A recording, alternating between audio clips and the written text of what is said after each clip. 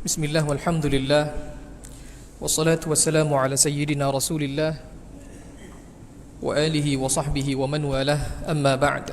Assalamualaikum warahmatullahi ta'ala wabarakatuh. Yang saya muliakan Tuan Nazir Masjid, seluruh jawatan kuasa masjid, Tuan Imam, muslimin muslimat, ashabul fadilah, tuan-tuan puan-puan, mudah-mudahan kita semua diberkati dan dirahmati Allah Subhanahu wa ta'ala. Alhamdulillah, kita bersyukur pada Allah Subhanahu wa ta'ala yang masih lagi berikan kepada kita kekuatan untuk kita mengangkat serta meletakkan kaki kita melangkah ke rumah Allah Subhanahu wa ta'ala demi menunaikan tanggungjawab kita sebagai hamba Allah. Mudah-mudahan setiap langkahan kita itu kita dapat apa yang dijanjikan oleh Allah Subhanahu wa ta'ala melalui Nabi kita sallallahu alaihi wasallam, iaitu setiap langkahan seseorang yang berwuduk di rumahnya dengan sebaik-baik wuduk, kemudian beliau keluar melangkah ke masjid, maka setiap satu langkahan itu akan diampunkan satu dosa, akan diberikan satu kebaikan, dan akan diangkat satu kedudukan. Muslimin sekalian, insya-Allah malam ni saya menggantikan Al-Fadhil Ustaz yang tak dapat hadir pada malam ni. InsyaAllah saya akan cuba kongsi dengan tuan-tuan sekalian sebuah kitab yang ringkas perbahasannya, yang simple, ringan perbahasan, untuk kita sama-sama amalkan insya-Allah. Kitab yang saya akan baca malam ni insya-Allah namanya Kitab Min Adabil Islam, adab-adab dalam Islam, yang dikarang oleh Syekh Abdul Fattah Abu Ghuddah rahimahullahu taala, iaitu seorang ulama dari bumi Syria. Dan kitab ini membicarakan soal akhlak, adab-adab serta tata tertib yang perlu kita lakukan dalam setiap harian kita. Bermula kita nak masuk rumah, macam mana nak keluar rumah, menziarahi orang dan sebagainya, maka disusun dalam kitab ini. Dan dalam kitab ni ada lebih kurang dalam 35 adab kesemuanya. Di malam ni kita tak baca semualah, kita baca sekadar yang mampu kita baca insya-Allah dengan masa yang diperuntukkan. Sebelum saya bacakan adab ni satu persatu, elok juga kalau saya ringkaskan mukaddimah yang disebut oleh pengarang kitab ini untuk kita tahu tujuan kenapa beliau menulis kitab ini. Yang keduanya tentang kepentingan yang nak ditekankan oleh pengarang kitab ini. Pertama sekali, tujuan Syekh Abdul Fattah Abu Ghuddah mengarang kitab seperti ini, dan kitab ini boleh dikategorikan sebagai kitab adab, kitab akhlak ataupun kitab tasawuf, kerana membincangkan perkara-perkara yang boleh mencantikkan peribadi kita di hadapan Allah, bahkan di hadapan manusia. Dan di sini tujuannya, kata Syekh, beliau menghimpunkan adab-adab ini kerana beliau nak mengingatkan kepada kita bahawasanya dalam agama kita ada adab-adab yang perlu kita jaga dan perlu kita ambil berat. Bahkan kata Syekh, beliau melihat ramai di kalangan saudara-saudara beliau, bahkan orang Islam ramainya, salah dalam melakukan adab. Bahkan ada yang Allahu Akbar tidak tahu bahawasanya dalam agama kita ni ada adab yang perlu dilakukan dalam seharian, kehidupan seharian. Jadi Syekh datangkan kitab ini untuk mengingatkan kita kepada kita bahawasanya ada adab yang perlu kita jalankan, perlu kita raikan. Kemudian dalam mukaddimah ini juga Syekh menyebut tentang kepentingan adab dalam kehidupan kita. Di sini Syekh datangkan satu ucapan ulama yang bernama Al-Imam Allahumma salli ala Muhammad Ruwaim. Sewaktu beliau menasihati anak beliau, kata Al-Imam Ruwaim, "Ya bunayya ij'al 'amalaka milhan wa adabaka daqiqan." Wahai anakku, jadikanlah amal kamu itu seperti garam dan adab kamu itu seperti tepung. Jadi ucapan Al-Imam Ruwaim ni nak menunjukkan bahawasanya betapa pentingnya adab dalam kehidupan kita. Kita kena banyakkan akhlak dan adab dalam diri kita berbanding amal soleh kita yang kita buat, berbanding sembahyang, puasa sunat yang kita buat. Kalau makin banyak amal soleh kita buat, maka makin tinggi dan makin banyak lagi akhlak yang perlu kita ada dalam diri kita. Sehingga kan kata ulama, qalilul amali ma'a kathiril adabi khairun min kathiril amali ma'a qalilil adabi.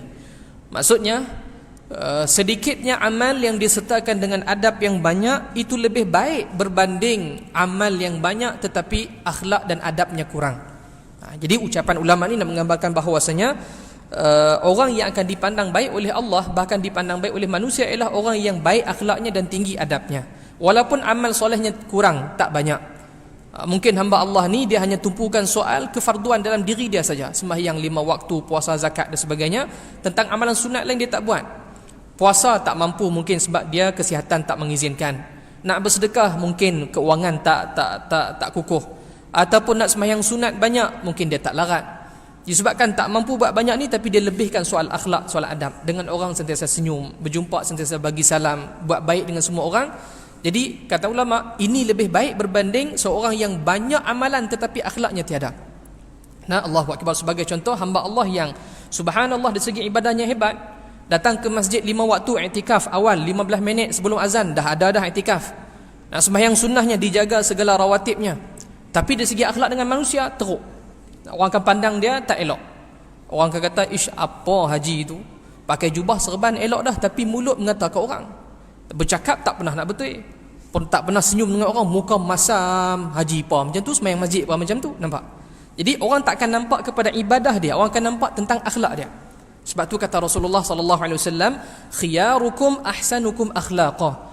Orang yang baik, orang yang terbaik dari kalangan kamu ialah orang yang baik akhlaknya. Nah, Allahu Akbar. Dan Nabi kita sallallahu alaihi wasallam diutuskan untuk mengajarkan kepada kita akhlak-akhlak yang baik, akhlak-akhlak yang tinggi. Sebab tu Nabi sebut, innama bu'ithtu liutammima makarimal akhlaq. Aku diutuskan untuk menyempurnakan akhlak-akhlak yang mulia. Jadi tujuan Syekh datangkan ucapan ulama tadi, iaitu sedikitnya amal disertakan dengan adab yang tinggi lebih baik berbanding amal banyak tetapi adabnya kurang. Dan ucapan Al-Imam Ruwaim, iaitu wahai anakku, jadikanlah amal kamu itu seperti garam dan adab kamu itu seperti tepung. Nak memberi pesan kepada kita bahawasanya pentingnya adab dan akhlak dalam kehidupan kita. Nah, sehingga kan Imam Ruwaim menisbahkan perlu banyaknya adab ni sebagai tepung dalam sesuatu makanan. Nah, Allahu Akbar. Ibarat kalau kita nak buat satu makanan, sebagai contoh kuih ataupun roti canai contohnya. Nah, kalau orang nak buat roti canai yang sedap, tak pernah kita tengok adunan roti canai itu dia ambil besen, kemudian letak tepung 1 kilo, garam sampai 1 kilo. Nah, dia akan jadi buruk roti canai dia. Biasanya tepung 1 kilo dan garam mungkin akan letak 1 sudu ataupun hujung sudu, nak bagi rasa saja roti canai tadi. Itulah gambaran dalam kehidupan kita. Kita ni ibarat macam roti canai tadi, pembentukan roti canai. Nah, biarpun akhlak amal kita tak banyak, ilmu kita tak banyak, tapi adab kita tinggi, kerana itu yang akan dipandang oleh Allah Subhanahu wa taala. Baik, habis itu saya ringkaskan mukadimah yang disebut oleh pengarang. Jadi kita akan masuk adab satu persatu, dan insya-Allah kaedah bacaan saya akan bacakan teks bahasa Arab yang asal, kita akan terjemahkan, dan kalau perlukan pada huraian kita hurai untuk ambil faedah insya-Allah. Dan sebelum tu tuan-tuan sekalian, dalam mukadimah ni juga Syekh pesan bahawasanya adab yang akan disentuh nanti 1, 2, 3, 4 sampailah 35 tu, kebanyakannya adab yang mudah-mudah, yang simple-simple, yang kalau kita katakan adab yang remeh, adab yang biasa-biasa saja, yang selalu kita dengar dan mungkin selalu kita buat. Tapi Syekh ingatkan juga kenapa mungkin ada di kalangan kita yang tersalah dalam menjaga adab seperti ini. Baik. Bismillahirrahmanirrahim. Qala al-muallifu rahimahullahu ta'ala wa nafa'ana bihi wa bi'ulumihi wa bimashayikhina wa ulumihim fid darain amin.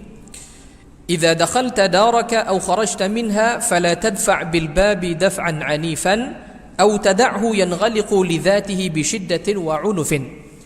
Baik, adab yang pertama kata Syekh, apabila kamu hendak masuk ke dalam rumah kamu atau kamu hendak keluar darinya, dari rumah kamu, maka jangan kamu menolak pintu dengan kuat dan kasar, atau jangan kamu biarkan pintu itu tertutup dengan sendirinya secara kuat dan kasar.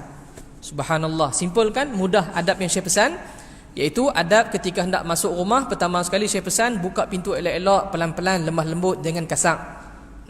Saya guna istilah bahasa Kedah boleh kot, no? Saya tak boleh nak pedor sangat, bila pedor dia tak apa nak keluar. Allahu Akbar. Jadi Allahumma salli ala Muhammad. Adab yang pertama Syekh pesan, adab membuka pintu rumah kita dengan perlahan-lahan. Baik, kenapa Syekh pesan supaya perlahan-lahan ketika buka pintu, jangan berkasar? Ini kerana kata Syekh, fa inna hadza munafin lil lutfil Islam alladhi tatasharrafu bil intisabi ilaih. Kerana kalau kita berkasar sewaktu buka dan tutup pintu tadi, maka kasar itu akan menafikan sifat lemah lembut yang ada dalam agama Islam.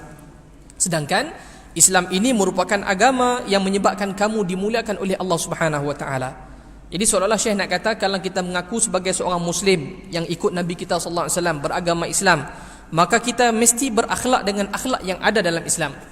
Di antara akhlak dalam Islam ialah akhlak bersifat lemah lembut, penyantun orangnya. Jadi, dan sifat lemah lembut ni perlu dilakukan, perlu dipamerkan dalam semua keadaan tingkah laku kita, di antaranya sewaktu buka dan tutup pintu.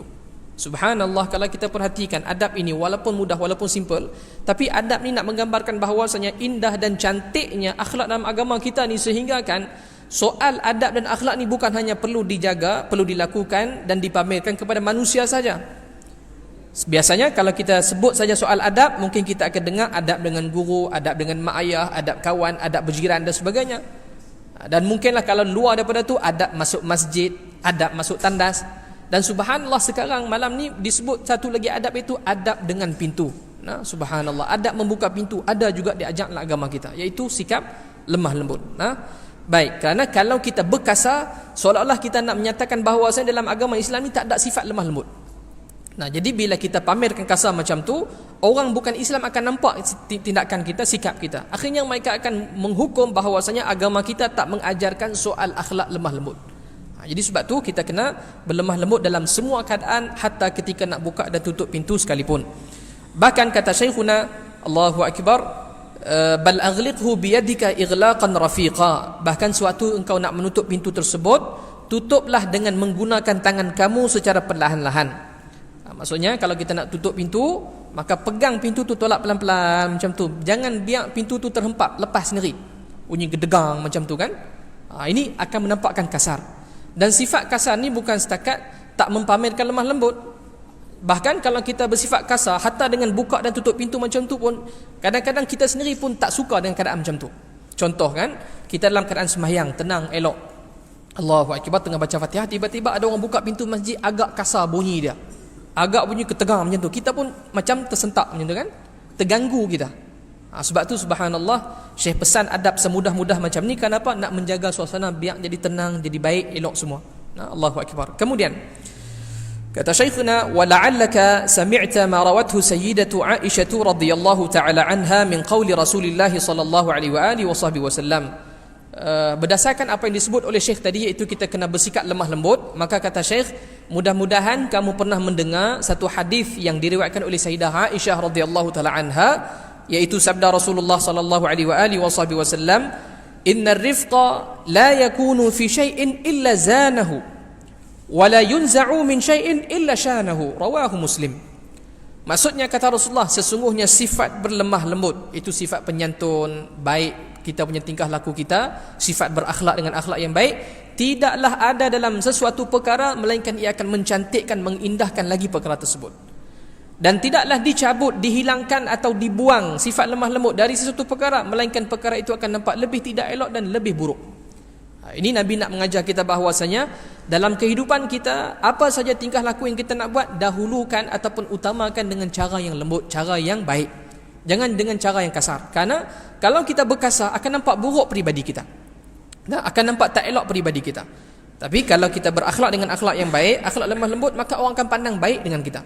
Allahu Akbar. Sebagai contoh kita bagi awal tadi kan, sungguh pun orang tu ibadahnya baik, tapi kalau akhlaknya tak elok, orang akan pandang pada akhlak dan orang akan hukum bahawasanya ibadahnya tak boleh diguna. Macam tadi kan, haji apa macam tu, cakap kasar, mayang bagus dah, tapi tak elok dengan orang. Jadi orang akan pandang tak elok.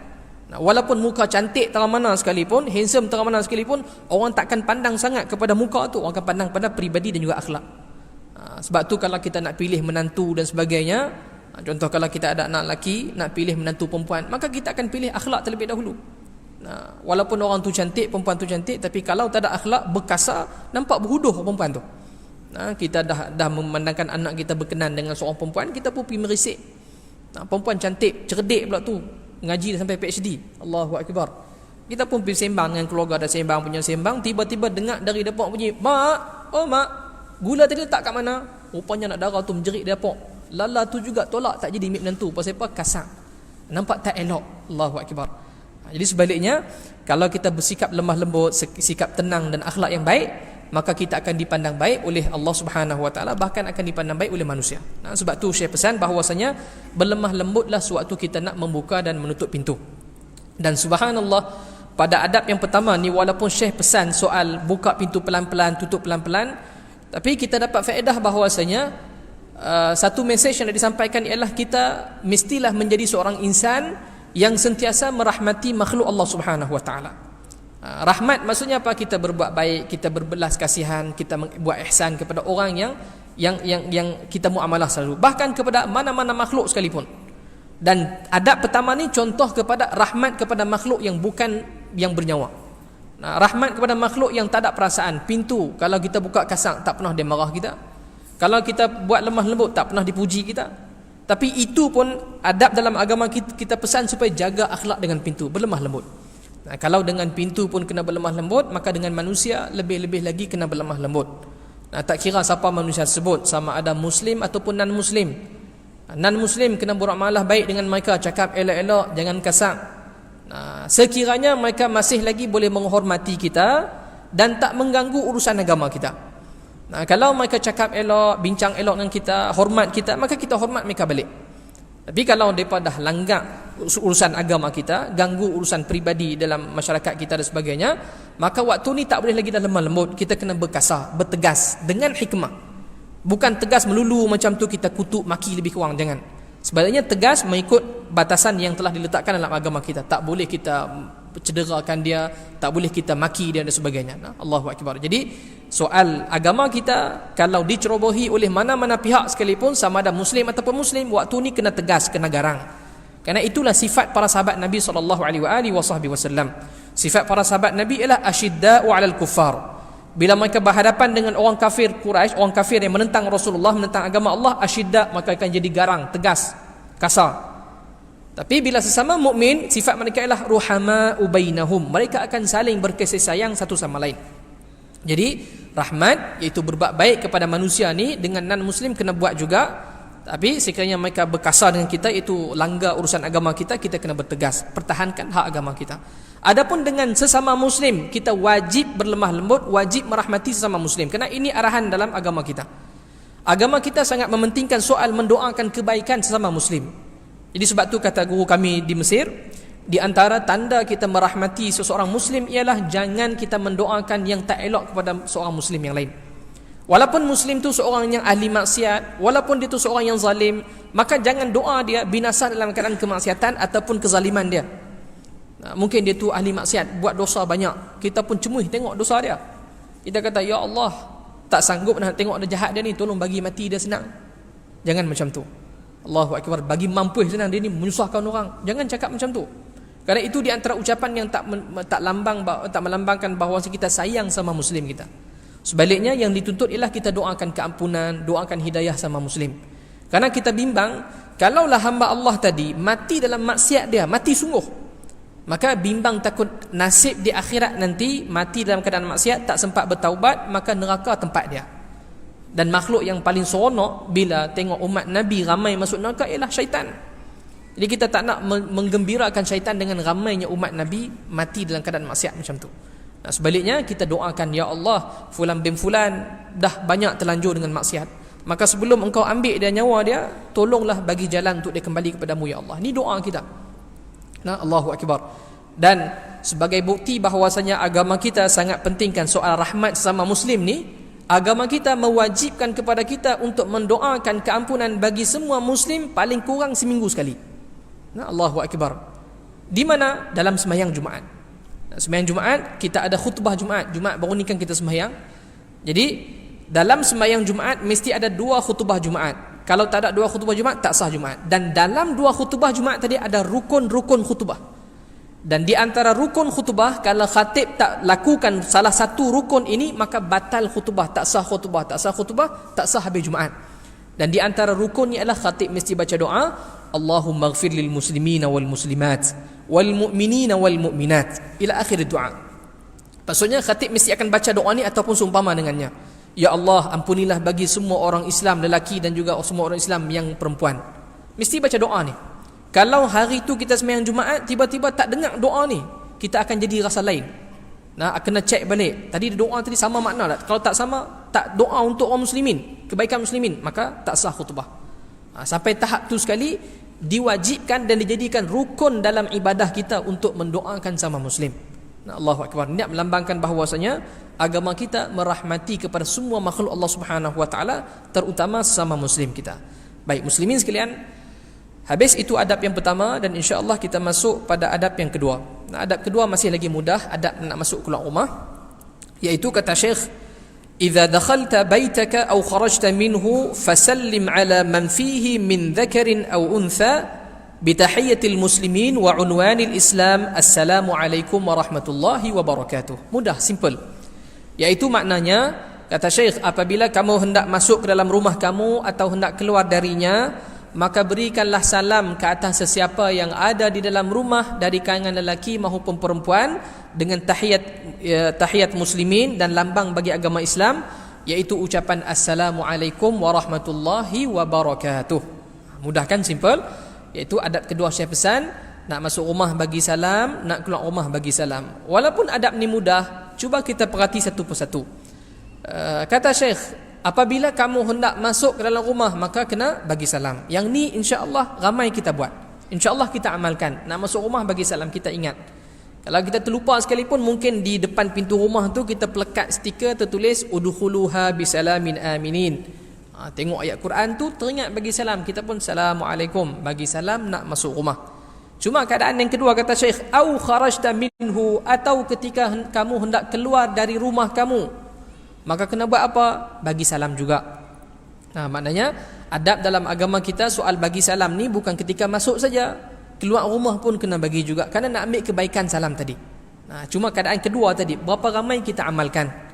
Sebelum main masjid, sebelum pergi kerja, nak keluar rumah, bagi salam dulu ke ahli keluarga yang ada dalam rumah. Ni ayah pergi masjid dulu, jaga elok, satgi mengaji, jangan lupa mayang. Bila assalamualaikum, bagi salam sebelum keluar. Berapa ramai yang amal macam ni. Allahu akbar. Boleh jadi ada yang amalkan, boleh jadi yang baru dengar, boleh jadi yang terpinga-pinga, kena bagi salam juga ke? Tak cukup dengan hak masuk tadi. Di sini Syekh nak pesan bahawasanya adab bagi salam di rumah bukan setakat ketika masuk saja, bahkan waktu nak keluar pun elok kita bagi salam, bahkan dituntut bagi salam.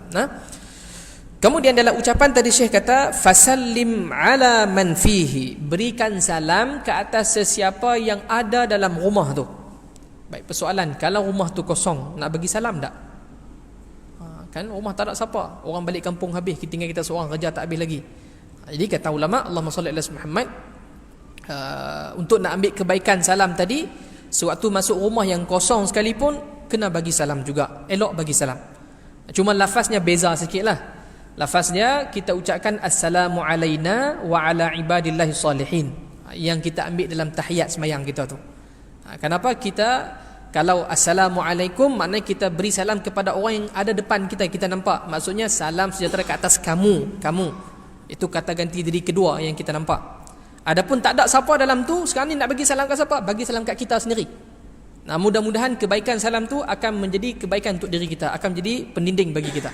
Itu kita ucapkan assalamu alaina, salam sejahtera ke atas kami, ke atas kita, wa ala ibadillahi salihin, dan ke atas hamba-hamba Allah yang soleh. Mudah-mudahan, mana nak tahu dalam rumah tu ada malaikat tumpang semayang dan sebagainya, tumpang ibadah, kan ada makhluk-makhluk lain, jin dan sebagainya.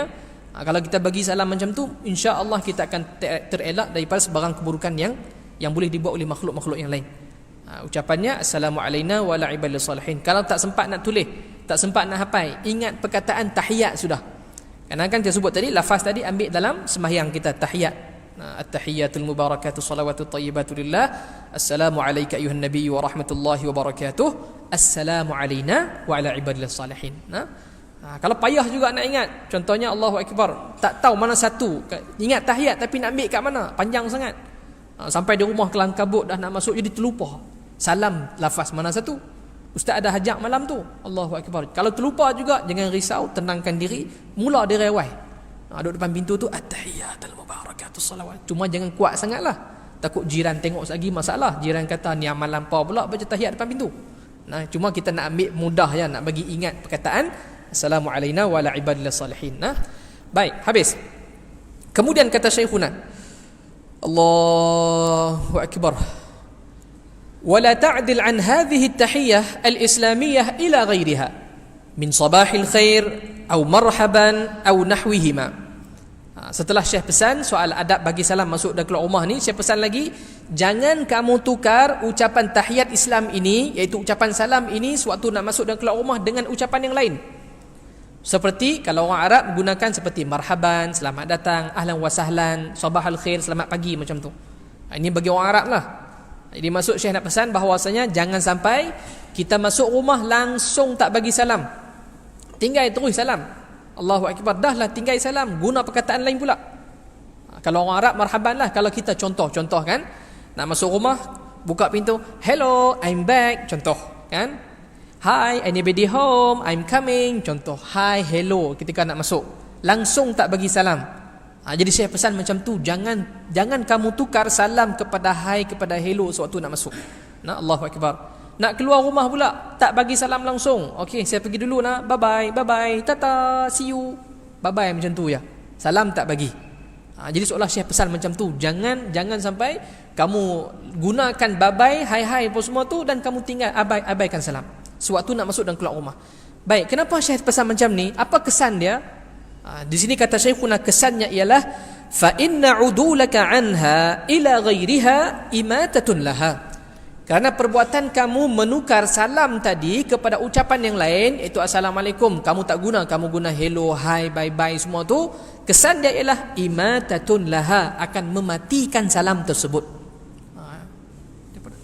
Khair, maksudnya kesan buruk kalau kita tak amalkan salam ketika masuk dan keluar rumah ialah seolah-olah macam kita nak mengabaikan salam.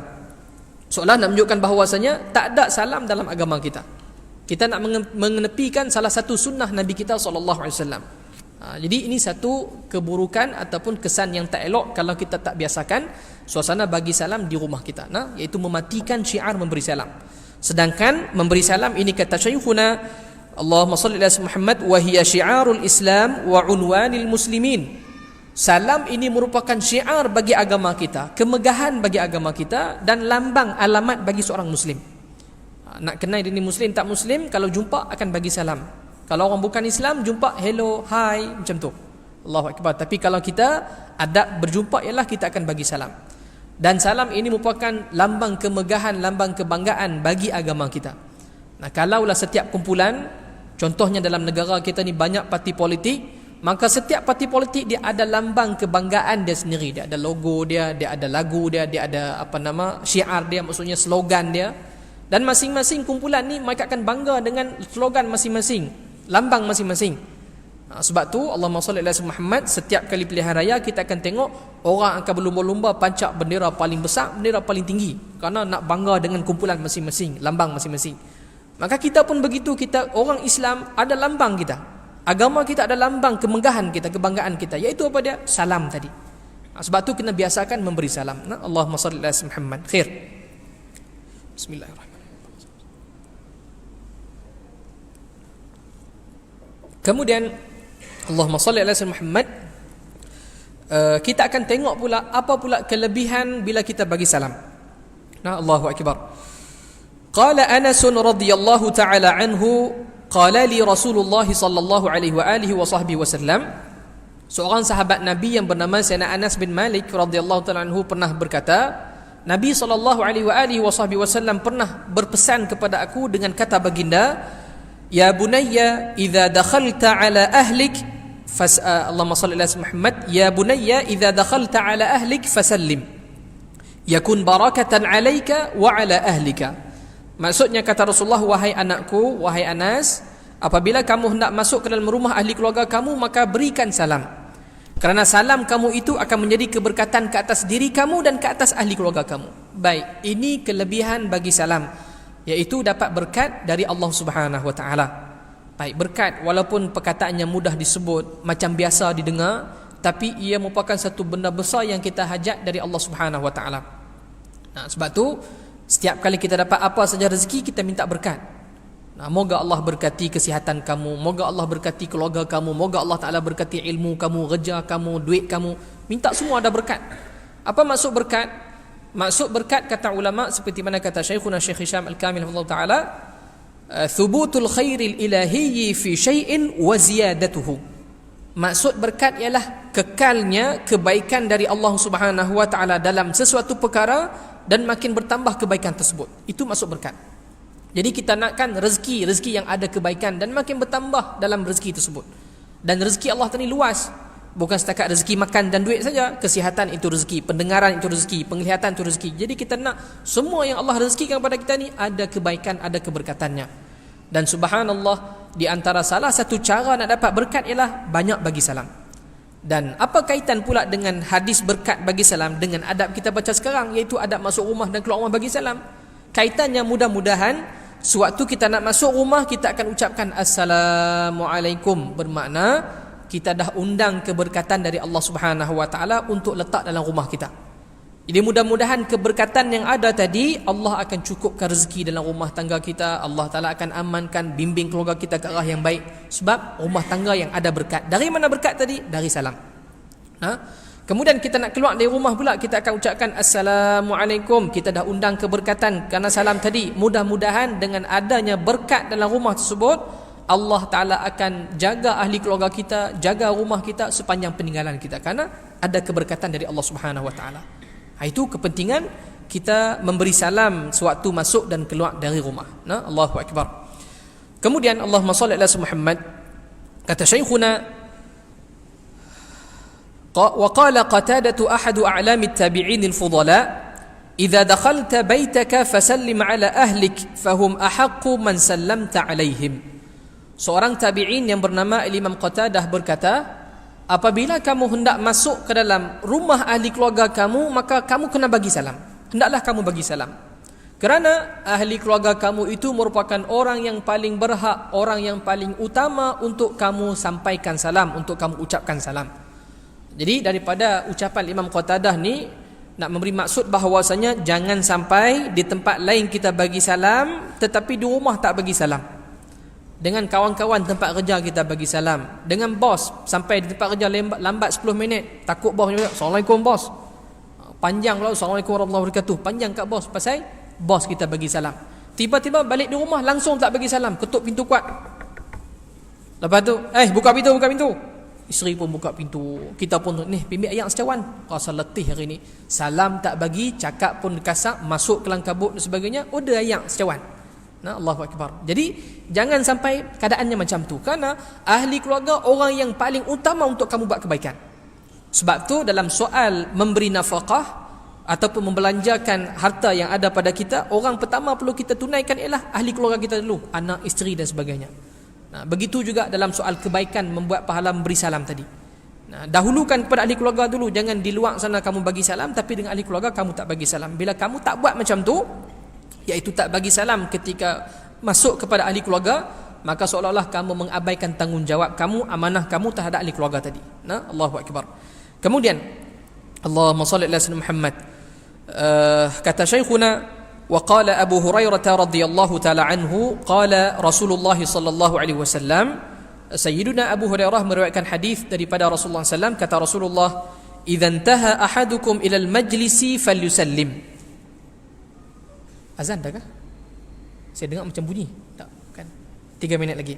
Kata Rasulullah, idza intaha ahadukum ila al-majlisi falyusallim. Apabila salah seorang di kalangan kamu tiba ataupun sampai di sesuatu majlis, sesuatu tempat, maka hendaklah ia memberi salam. Dan wa idza, Allahumma salli ala Muhammad, fa idza arada an yaquma falyusallim. Dan apabila ia hendak bangun dari tempat tersebut, beredar dari tempat tersebut, falyusallim, hendaklah ia juga memberi salam. Falaisatil ula bi ahaqqa minal akhirati.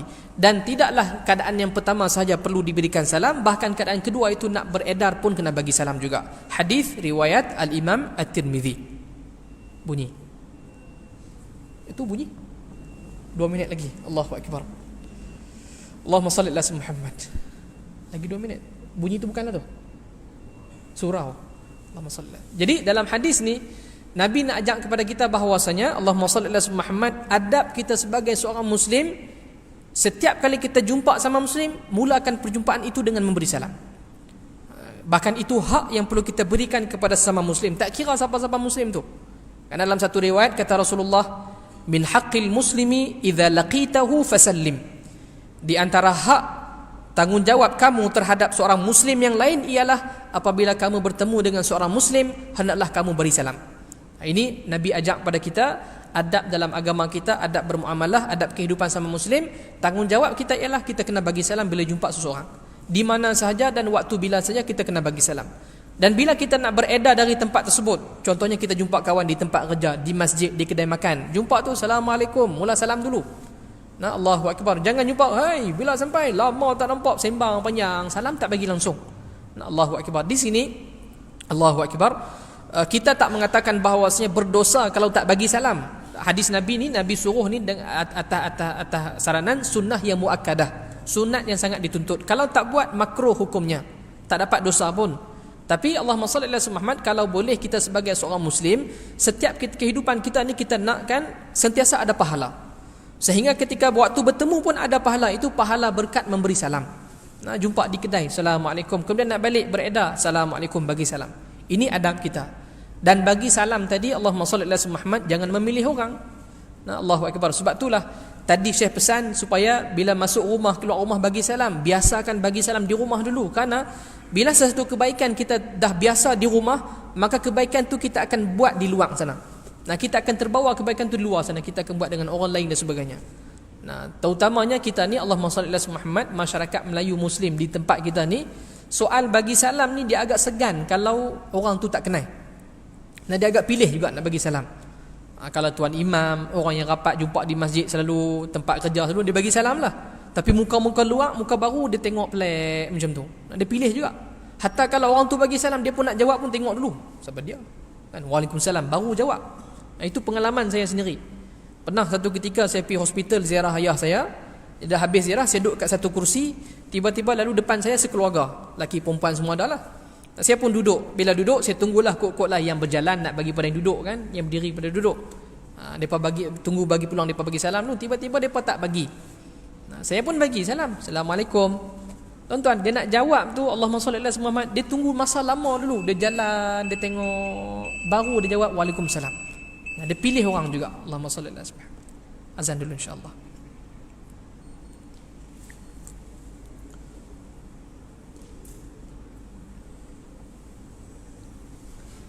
Allahumma salli ala Muhammad.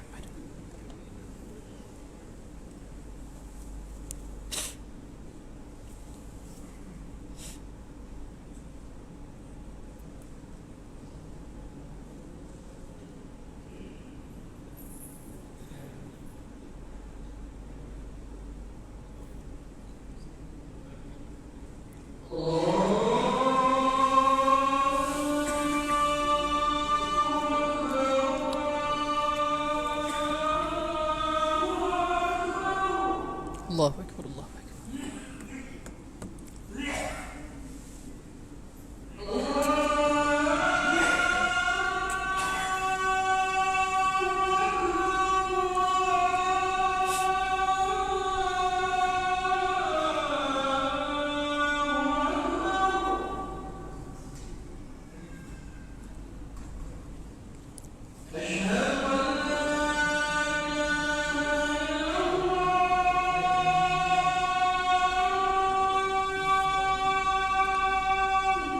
أشهد أن لا إله إلا الله.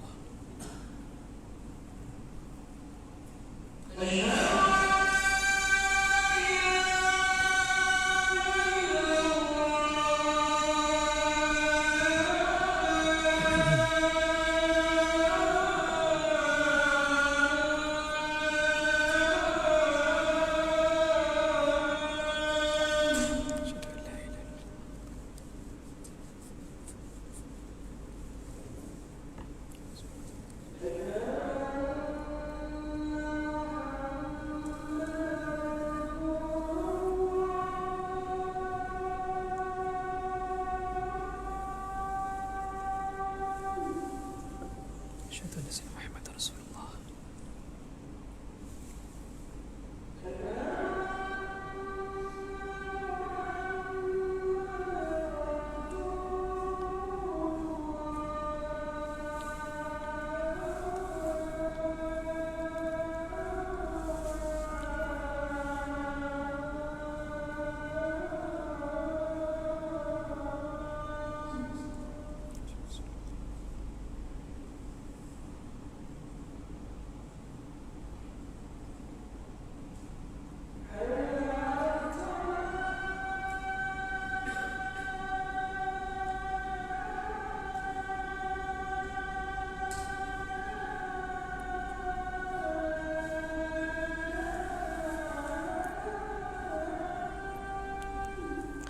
لا حول ولا قوة إلا بالله العظيم.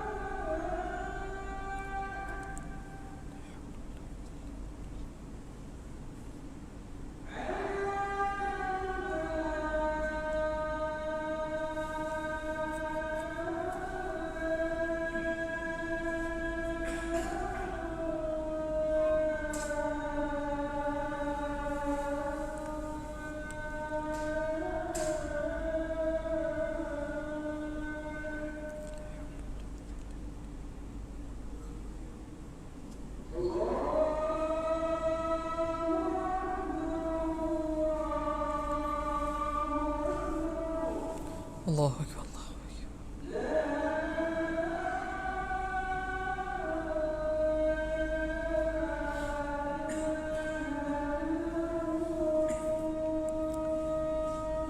La ilaha illallah Muhammadur Rasulullah. Ya Sayyidina Muhammad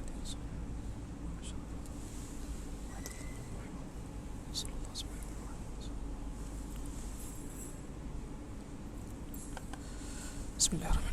Baik muslimin sekalian, jadi kita berhenti yang terakhir tadi pesanan Nabi bahawasanya setiap pertemuan kita mulakan dengan memberi salam dan kita akhiri pertemuan tersebut dengan memberi salam. Mudah-mudahan kedua-dua keadaan tadi itu akan ada keberkatan dari Allah Subhanahu wa taala. Dan termasuk dalam kategori pertemuan juga ialah pertemuan dalam perbualan kita di telefon. Maka eloknya angkat telefon, Assalamualaikum, halo, lepas tu nak halo macam mana pun terpulanglah. Yang penting biasakan dengan memberi salam. InsyaAllah mudah-mudahan kita akan dapat keberkatan. Muslimin sekalian, Allahumma salli ala Muhammad, menakan masa tak panjang. Jadi saya akhiri dengan satu lagi kelebihan kita memberi salam berdasarkan apa yang Nabi sebut pada kita. Satu hadis yang diriwayatkan oleh Sayyidina Abu Hurairah radhiyallahu ta'ala anhu daripada Rasulullah sallallahu alaihi wasallam, kata Rasulullah, la tadkhuluna al-jannata hatta tu'minu. Kamu semua tidak akan masuk syurga sehinggalah kamu semua beriman. Maksud di sini ialah kamu semua tidak akan masuk syurga secara terus, secara direct, tanpa dihisab, melainkan setelah kamu semua beriman dengan iman yang sempurna, iaitu setelah iman kita lengkap, sempurna iman, insya-Allah barulah kita dapat masuk syurga terus tanpa dihisab. Wala tu'minu, dan iman kamu tidak akan sempurna hatta tahabbu, sehinggalah kamu semua berkasih sayang satu sama lain.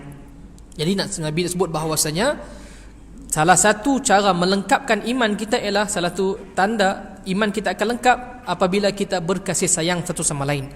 Maksudnya tidak ada hasad, tidak ada dengki, tidak ada dendam, tidak ada menzalimi satu sama lain. Bila lengkap iman kita, bila kita ada wujud kasih sayang, barulah lengkap iman kita. Kemudian Nabi kata, awala adullukum ala syai'in, mahukah kalau aku ajarkan kepada kalian satu perkara, idza fa'altumuhu, kalau kalian lakukan perkara ini, tahabbtum, kalian pasti akan berkasih sayang. Apa perkara tersebut? Nabi nak ajar kepada kita salah satu cara nak dapatkan sayang, iaitu kata Rasulullah, afshus salam bainakum, sebarkan salam di kalangan kamu semua. Maksud sebarkan salam sama ada kita banyak ucapkan Assalamualaikum, ataupun maksudnya ialah banyak kita berbuat baik kepada orang, mensejahterakan orang lain. Jangan orang akan jadi tak elok, bahkan orang disakiti kerana kita.